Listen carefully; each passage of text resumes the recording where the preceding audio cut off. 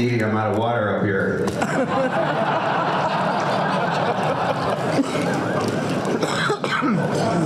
Okay, so years gone by. I'm a year older, so are you, I think, most of you.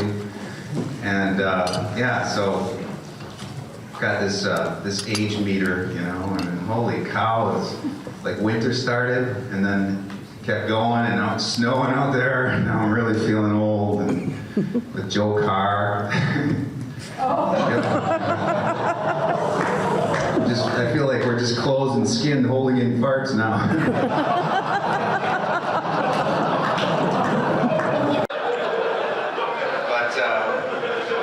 Quick introduction. I'm no stranger. Actually, I guess I would be a stranger if you don't know me. So if you haven't shaved yet, so.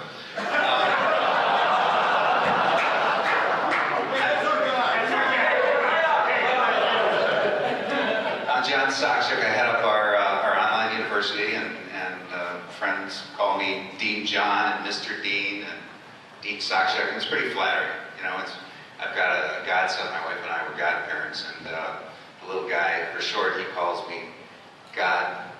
Pretty cool. I taught him that. But yeah, so the Dean thing, it's all pretty flattering. But it's interesting, once people, they go like, dude, that's really your title? Like, yeah, you know, it's overrated, really. You know, people are interested in my educational background. And if I had to pick a word to describe my background, I guess it would be sloth, you know? Probably pretty kind. But I've earned my degree, you know, from the University of Groupon. Yeah, any Groupon alumni? A couple, sure. Yeah. Oh, it's brutal. You know, you gotta get it out of Barracuda and into your inbox.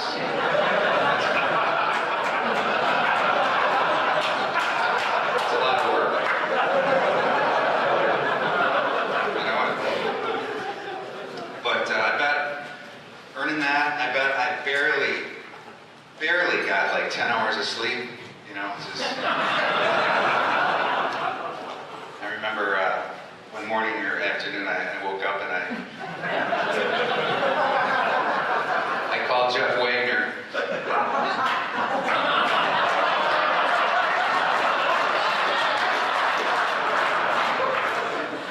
Jeff's like, I got 11 hours of sleep. I'm like, I'm jealous, dude.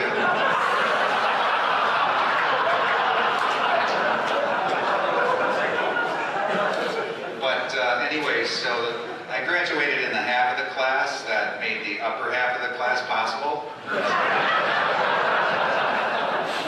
So I felt like I was giving something back, you know, beyond my selfish needs. And I thought that, you know, that age meter, by this point in life, I would be like a chemical engineer, because I was always good with chemicals when I was growing up.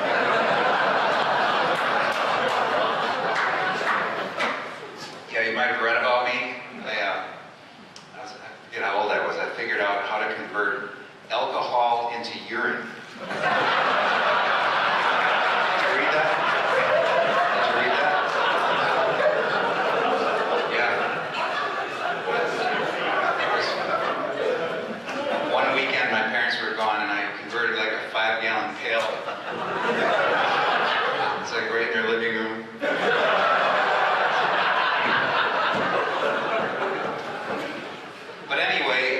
So, Spencer, as you get to know me, I'm a big believer of humor, and laughter is the best medicine, right? And, well, actually, if you have good insurance, probably medicine would be the best medicine. But anyway, I wanted to formally go on record to thank somebody who supports me every day, and last year was Stellar. She does all the heavy lifting and builds all the content and does all the prodding along in the enrollment. Sheila Stamper this year.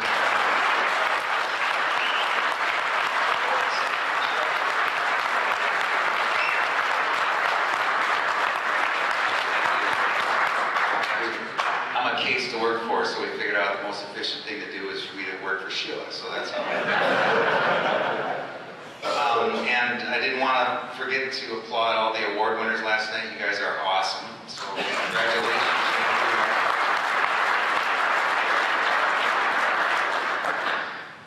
There are tears. I don't think there's a dry eye in the house, right? It's neat seeing men cry. It's kind of like when Kim showed us the Doublemint twins. Gosh. But yeah.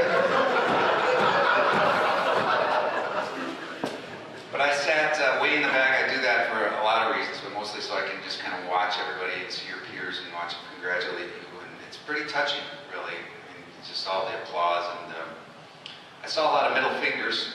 Yeah. Yeah, but that, I guess that's healthy, and that's probably what the scary six-headed son of a bitch wants, right?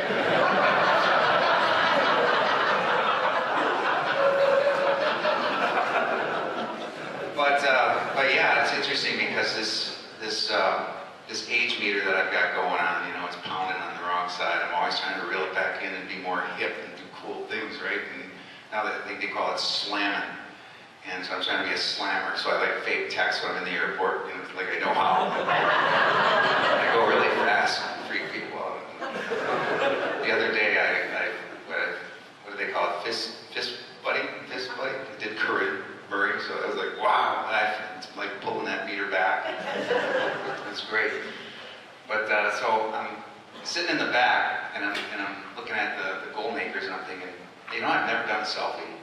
And so I'm thinking, I can drag that meter back, Yeah, I grew up in the 70s, but I can look young. So I turned my chair around, and I got the industrial goal makers up there. And I raised the wrong arm, and I spilled my bong water right in my lap. What a mess.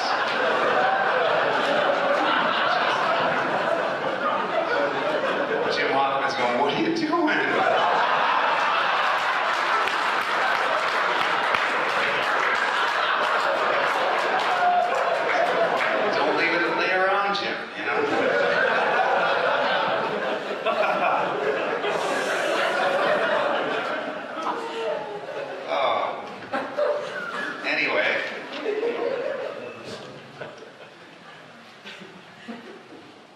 So, last year, to pick up where we left off on our lecture, we talked about breakthroughs and how lucky we are. And in this generation that we live, we see a lot of great stuff. The internet in itself. We didn't talk about that, but that's a huge breakthrough. We looked at the invention of the airplane and what it's done in aerospace. And we talked about the Hubble Space Telescope and Watson and Crick discovering the double helix, and just amazing stuff. Stuff we can see so much differently now, literally and figuratively. But we didn't really get into incremental improvement. So I thought that's where we would pick up today with our lecture. And I thought, what better way to talk about this than through the lens of ISSA, right? I mean, we're the biggest, baddest members of this organization, so why not? And a lot of these things that we're going to look at, a lot of incremental improvements, they don't directly affect us, but these are our customers. So I think it's healthy that we look at some of these innovations and things like that as they tick away. In our industry, probably, Boost was probably the last big thing, but now everything else is kind of smaller. But anyway, ISSA in themselves, they have some really neat innovations, really neat technologies. And ISSA TV, anyone ever watch this at all? No? Nobody watches this? I don't watch it often, but sometimes it's in Barracuda, and I'm looking for my degree. But when I do, it's pretty interesting. And now their technology, I'm really jealous because they're starting to go to more of a streaming technology now. And so you can watch them live 24 hours a day if you want to do that, right? But what's interesting is now they do news, they do reality TV. I don't know if anyone watched that program, the ISSA reality show. They take two random individuals, a guy and a gal, and they take all their clothes off. Yeah, have you seen that? And they put them in the wilderness on an island somewhere, right? And they have to survive from virus-carrying mosquitoes and blood-sucking ticks and boa constrictors and famine and pestilence. 21 days. They have to survive this, but in the meantime, they're competing against each other to see which one can talk more. And they're like talking each other's head off, literally talking each other into a coma. And if you haven't seen this, you gotta watch it. I'm addicted to it. It's actually called Naked and Verbose.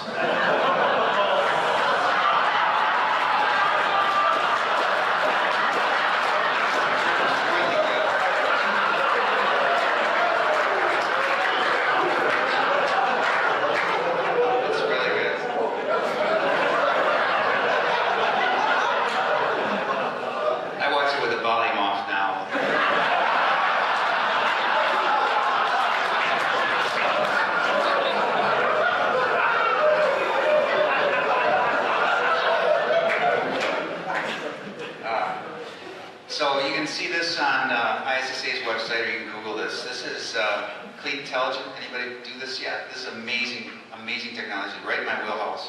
I do devices and gadgets and stuff. My family, our whole family goes to like, gadget rehab. We're just addicted to this. But anyway, this is the front end. This is an app that you install on any device. And the purpose is to let you connect directly to the housekeeping or cleaning staff. It's amazing. They use the power of the cloud and GPS. So if companies are registered with this wherever you are, like last night, the problem I had in the cleanup, would have been really nice to get a hold of the cleaning staff.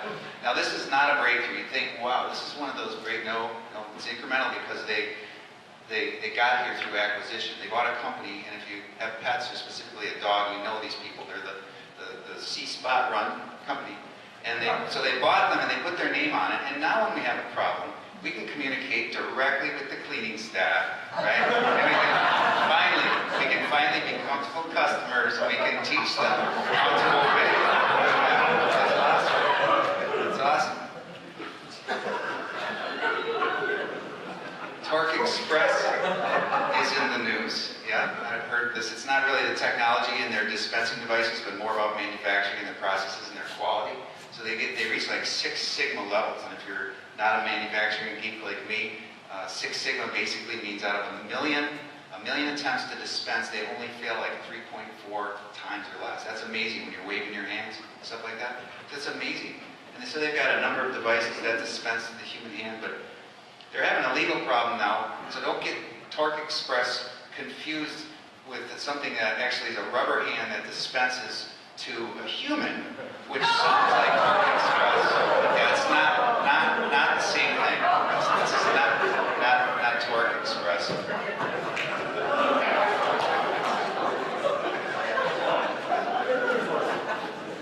It's not. Clorox, we know and love them. They're the who's who of getting stuff out of stuff. And ISSA loves them because not only do they get stuff clean, but they save the planet and all the things that they're doing. But they're in the news all the time for their ability. Here's just some of the things they do. They get blood out of carpet, mattresses, and upholstery. They get blood out of off of granite, concrete, wood, and tile. But other things that they do, well, they get blood off of stucco, rubber tires, galvanized fencing, nylon rope, canvas, chipper blades, soft chain, gadget sheets, and brass knuckles. If you buy the 32-ounce sprayer, there's a mail-in coupon, and Clorox will send you a free shank.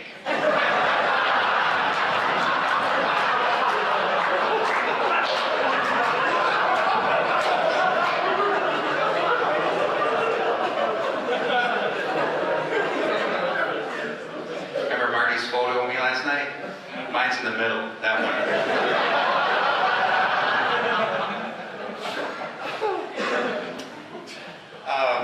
I really didn't have a joke for this one. This is like marketing genius. Jonathan, take note. Yeah, so it works like magic. But what's interesting, this brand is it's so creative, but it wasn't really thought of in the United States. This is actually a Russian company. I didn't know that, but yeah. And anyone speak Russian? You know how to pronounce urine in Russian? Anyone? No? Rough guess? No? Okay. It's actually smearing. Yeah. And I didn't know it.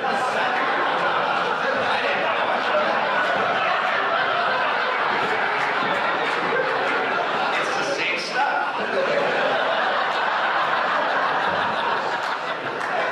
So you can ingest this, and then when you're done, you get your smear now.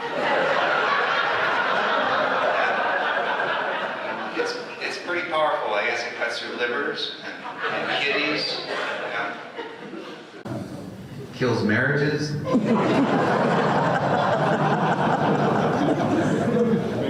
Now, if you think this stuff is strong, the same company makes another product that's like 10 times as strong.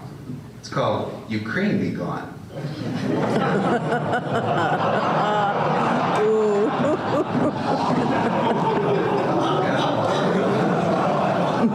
It's like one squirt.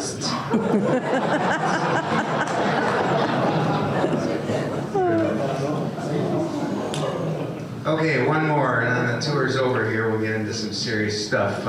Dyson is in the news again. They just keep making this better and better. Anybody ever use one of these? Yeah, it's amazing, and it gets better. They don't even measure the RPM, and they call it something else now. And their last press release.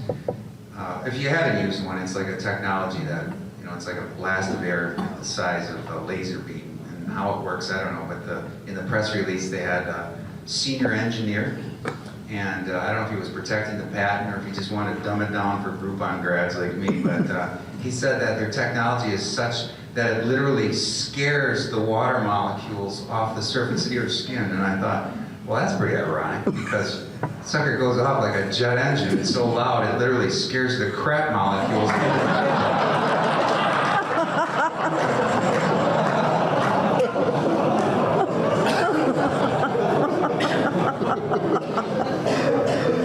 Walked around all night like that. Took a bottle of Ukraine Be Gone to take that.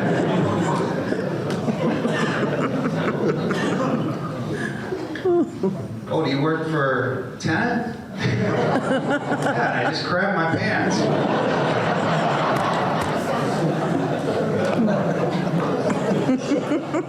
All right, that tour is over, so don't forget to tip your bus driver, folks. Okay, so we're gonna put on our humor filter right now. Get serious. Don't take off your Diddy filter though. Just put the humor one on right around that one, right? Lance mentioned it yesterday that the term "own it" isn't that old, and it actually came out when these hackers were hacking into servers, and so that they would write the company and say, I own you now, I own you, and then the gamers took over, and then they say, if they win, I own you, right? So that's pretty cool. But where I first heard it, where it first resonated with me, was when Jeff said it. Not a joke. It was one of his early calls, and he was summing up the size of the business and how bleak things were, and it wasn't a surprise to us at the time. But it was interesting to hear his perspective of things. And I remember specifically, as bad as it was, the climate, the red ink, various segments were, it was really difficult. And he said, I own that. And I remember the hair stood up on the back of my neck, and I thought, he didn't say, we own that. He didn't say Nilfisk Advance owns that. He said he owns that. And I thought, that's pretty cool. That's really neat. And I thought, as the new train conductor, I thought, I don't remember the last conductor saying that. I don't remember hearing that. I don't remember the station people in charge, right? I don't remember them saying that. I don't remember anyone in the Union Pacific Railroad saying that they owned it, but he said that. And it's pretty amazing to me, listening to him. Every time I hear him, I learn more about our business. I learn more about the vision of what great companies look like and how we're supposed to behave. And it's pretty optimistic, and I really enjoy that. It's really been a pleasure. And what it reminds me, and this is a person who just changed the face of selling. You may have heard of him. He's not alive anymore. He's not a big guy. He had a pencil-thin mustache.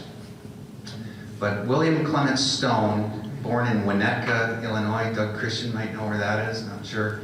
But his father was a drunk gambler, lost everything, and he died when William was like 3.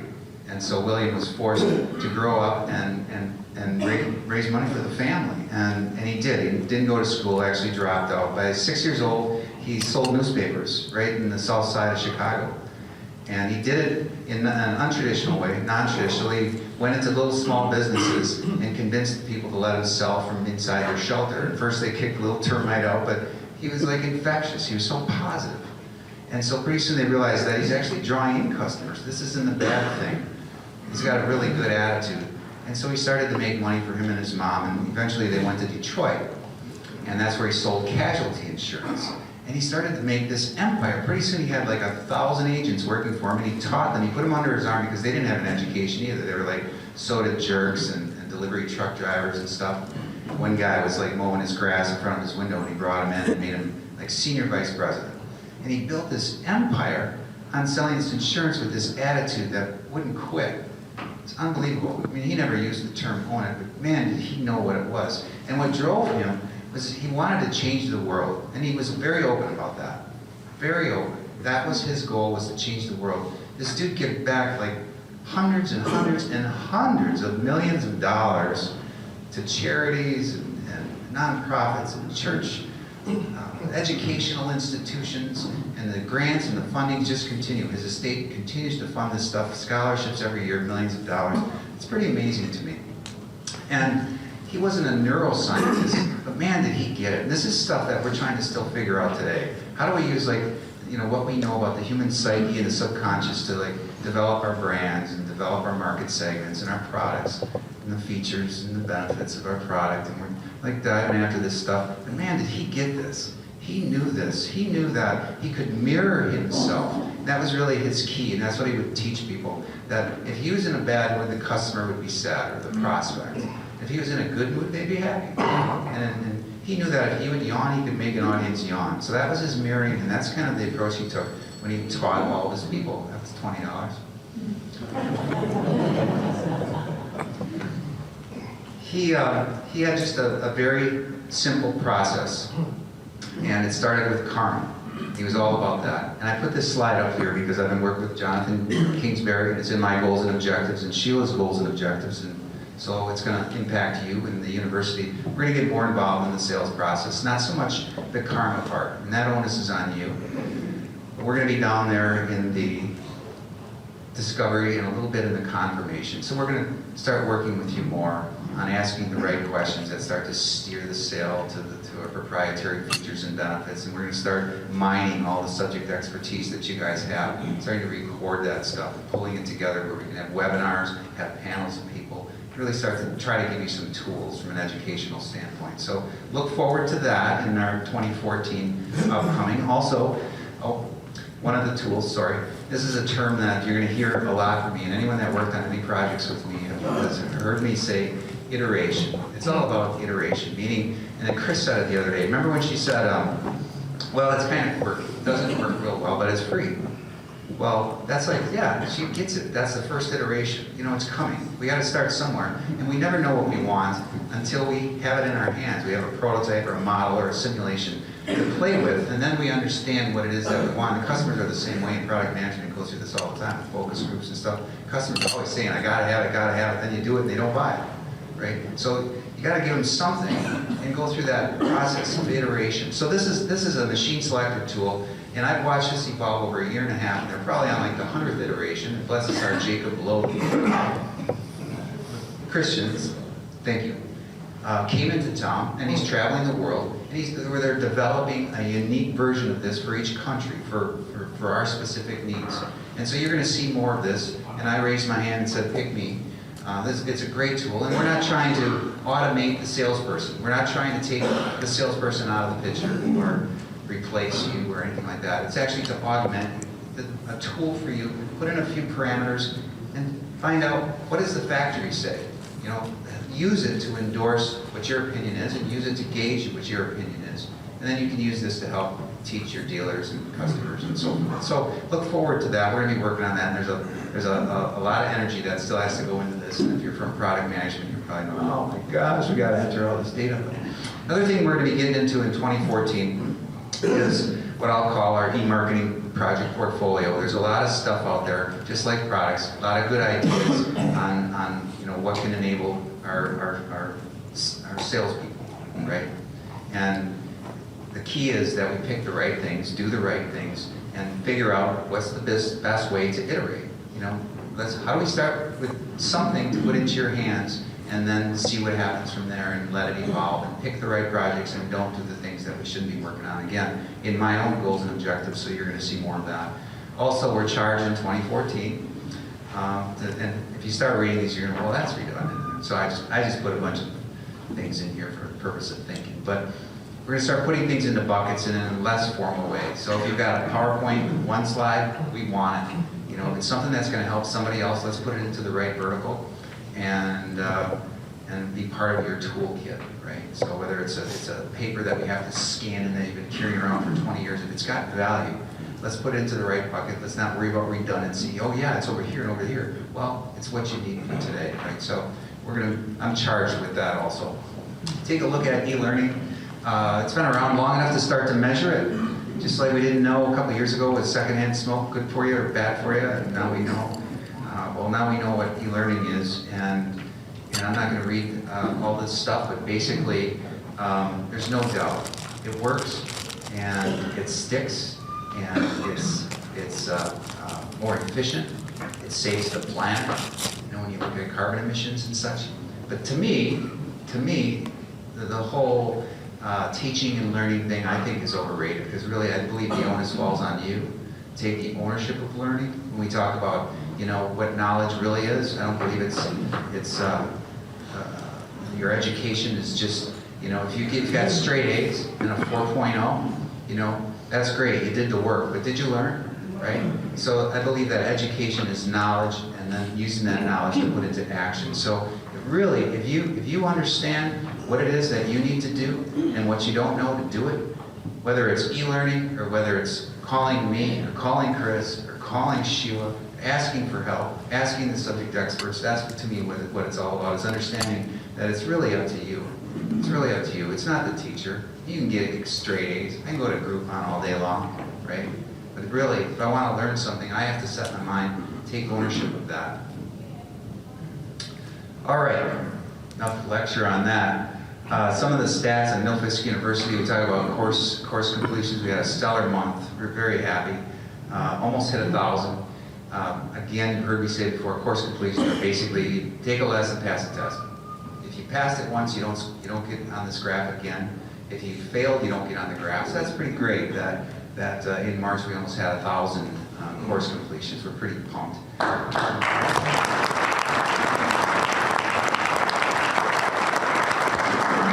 We're also very pumped about Lance and his group.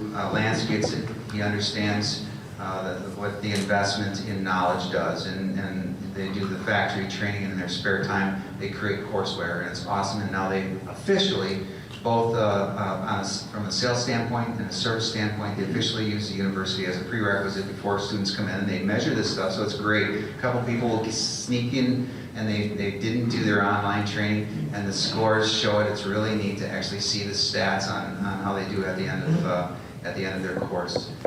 So kudos to those guys. And by the way, the report is, we always have such a trouble getting people here to the factory. Well, after we started making it a prerequisite, dealers are more apt to send people, because now they don't worry about wasting their people's time as they get here, and we're busy trying to get other people up to the level that they should be. So everybody's at the same level when they come to the factory. So that's great. Here's some accomplishments in 2013. I'm not going to go through them. You know who you are if you were part of these projects. I see smiles. Some new portals that we've got going on. We worked with the Salesforce people. We got posters. Remember, I was up here telling you about posters last year. Well, now we've got posters, and we've got a mobile trainer app where first iteration, right? Where we have posters and all access to stuff. Now, we're going to talk a little bit more about the mobile app, but not in great detail. This is an example of iteration. We did this. It's like, is this possible? Can you scan in a QR code and take me somewhere to the university where we get to product information? John Black actually took this and brought it to new to new heights, and it's probably on iteration 3 or 4 by now. But this is their QR portal, or well, it doesn't look like this, but this is where it started in the university. For people interested in Viper, where do you find the collateral? Well, it's where all the other collateral is. You go to the library and you'll just see the Viper bookshelves out there. So all the photos, and Dave Eckert is the librarian, so kudos to him for putting stuff out there. Where do you find videos? Where are you finding all the other videos? You go to the theater and we have Viper all set. So if you're interested in that, that's where to find it. And the Viper website isn't going anywhere. I don't know, you can't see the laser. usviper.com, they're going to be around for a while. So you come to the university, get that stuff. You can find it on the mobile app. So that's where you go. I won't get into too much discussion about this, but the university has a number of drivers pushing us long range. You know, where are we going to be in 24 months? And these are kind of the forces that we consider. And I'm just going from left to right. You know, we all know from a technology standpoint, mobile is really, you know, not going anywhere. Pretty soon we won't have laptops anymore. So we're doing the best we can to get a good point of view on how do we support our salespeople from a mobile standpoint. On the right-hand side, we've got a lot of things going on inside of our organization. They're picking technologies that are going to standardize the way we do stuff on the internet. So the university will be included in all that. One of the reasons that we haven't completely changed the face, we don't want to move too fast because we want to stay in sync with the footsteps of corporate. Here's the mobile trainer app. I'm not going to go any deeper than this, but basically if you haven't downloaded it, you can go to iTunes or Google Play. You can get there by way of the brochure. If you don't know how to go to iTunes or Google Play, you just scan in that QR code and it'll take you there, and you can install the mobile trainer app. So, in closing, covered a lot of stuff. How are we doing for time? Yeah, good. Covered a lot of stuff. Yeah, you know, just I think it's good that keep humor in your life. Laugh a little, especially with the people you work with and your prospects and your customers. And I think that, like Stone, and I'll steal his quote, he said he thinks that the goal in life is to exhibit the highest expression of yourself. And he says that you need to become what you believe, and I think that's very true. So, thank you.